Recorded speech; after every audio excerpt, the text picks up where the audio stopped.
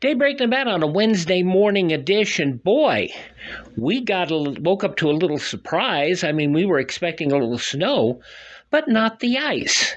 And we have been very, very lucky. We have not gotten a big snow. But White Pine County Sheriff Scott Henroid, first, before we get to what we plan to talk about, this kind of weather is not the kind of thing that you can drive in as normal, is it? No, it's really not. When we get these types of snowstorms, they come through and then they melt, and that water freezes on the roadway, and that makes some really slick driving conditions. You know, and I remember a few years ago when over a 36-hour period, we got 22 inches of snow, and they canceled school. Not so much because of the 22 inches of snow, but before it started snowing, it was 50-some degrees, so there was like a quarter-inch of ice on the street. Correct, yeah, and then as soon as that wind comes, it just freezes that water right to the road, and that's just pure solid ice. So you need to remember that you need to allow extra stopping distance. Just because it says it's 35 miles an hour doesn't mean you go 35. You go. There is a statute in the law, as I recall, called driving at an appropriate speed.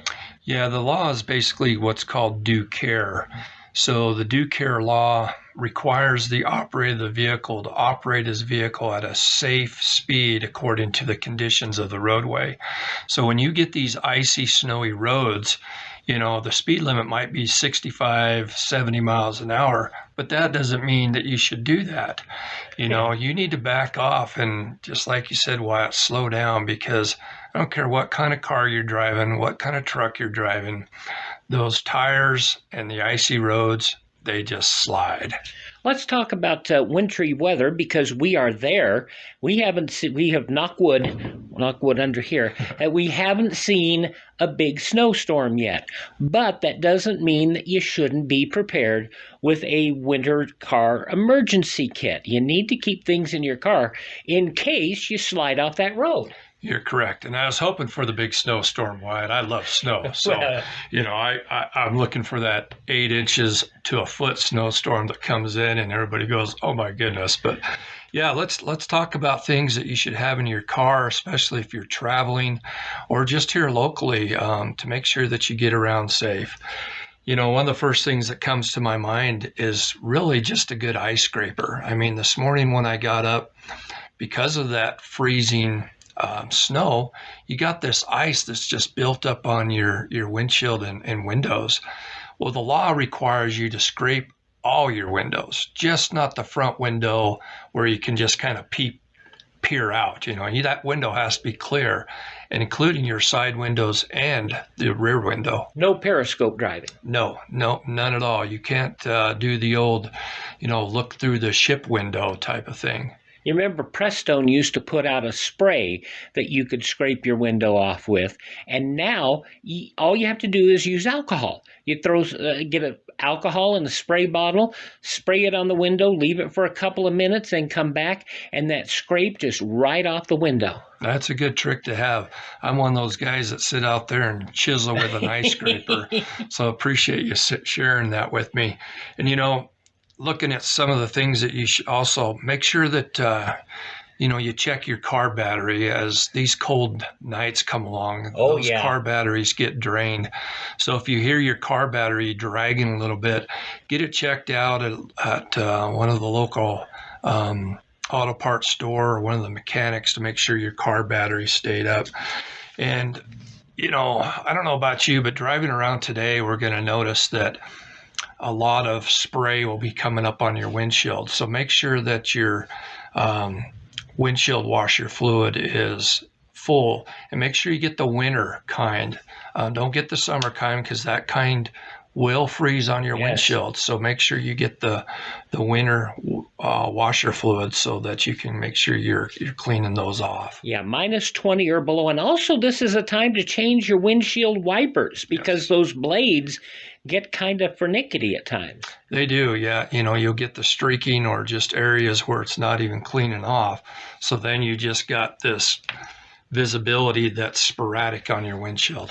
Yeah, so now let's talk about when you're stuck, because that's going to happen. Especially, you have people wanting to go over the passes now, and they don't make it in the back roads, and they don't always get plowed. Right. So let's talk about some of the things that people need to have in their car, and one that you said you hadn't thought of are jumper cables. Right. Yeah. If there again, it goes right back to making sure that your battery's up and fully charged. But yeah, there's certain things that you could definitely carry in your car this year. A set of jumper cables, if you have them, keep them in your car. A shovel, some type of traction device. I heard somebody say that they carry just a bag of kitty litter in the back of their car, and if they get stuck, they pour the kitty litter underneath the tires, and it helps them gain traction to get out. And they do make chains and things like that for your tires also. And that's one thing you need to check, especially this time of year too, is the tread depth on your tire. And that's easy to do. If you got a penny in your pocket, you just take the penny and put it in the tread. If you can see the tread cover the top of Lincoln's head, then it's good. If it's not, then your tires need to be replaced. So, make sure you got good tires. Check the pressure. With the cold temperatures, your tire pressure fluctuates. Your tire sensor might come on in your vehicle, and so make sure those are at the right pressure. Right, and there's discussion about whether you should have the canned air or a little portable compressor. Both are good ideas. The canned air doesn't work so well at cold temperatures. Right. Yep. A lot of people carry that fix-a-flat stuff with you in case of emergencies. If you have room, those little compressors that you can plug into your cigarette lighter sure do help.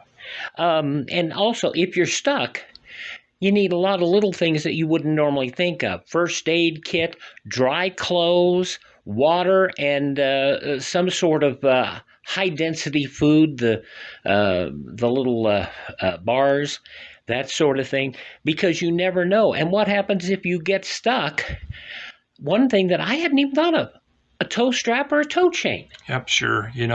If that just goes right along with what you're saying, Wyatt, because if you're planning on taking a trip, especially, this type of year, and I don't care if you're going from one city to another city or if you're going out into the country to enjoy it, make a trip plan, let people know when you're leaving and when you're supposed to be arriving, so when you don't, that they can start checking on you. But you're exactly right. A blanket in your car. Yes. And that's just not one, but there should be a blanket for every person in your car. Just like you said, take some snacks with you and some food, including water. It wasn't too long ago, probably about 10 years ago, we had a real serious snowstorm that came through our area, and the road from Pioche to Ely was shut down, and we had many motorists that were stranded overnight on that highway until the state could get out there and clear that highway. And they spent the night out there, and a lot of them were unprepared. I know that there were people in flip-flops and, and they ran out of gas because they had their cars running throughout the whole night. So, as you're traveling, don't pass up those gas stations this time of year. Make sure that the top half is always full. Never let it get below half. That's the rule of thumb. My dad told me the same thing. It's just as easy to keep that top half full as the bottom half. Correct. Yep. All righty. White Pine County Sheriff Scott Henroid spending some time with us this morning. We'll have some tips up on our Facebook pages, facebook.com/Nevada Talk Network. And it's always a good thing that we remind people this time of year, driving's not necessarily a piece of cake. No, slow down. Give yourself a little extra time to get from point A to point B. And the most important thing is arrive there safely. Arrive alive. Scott Henroid, White Pine County Sheriff, with us here on Daybreak Nevada.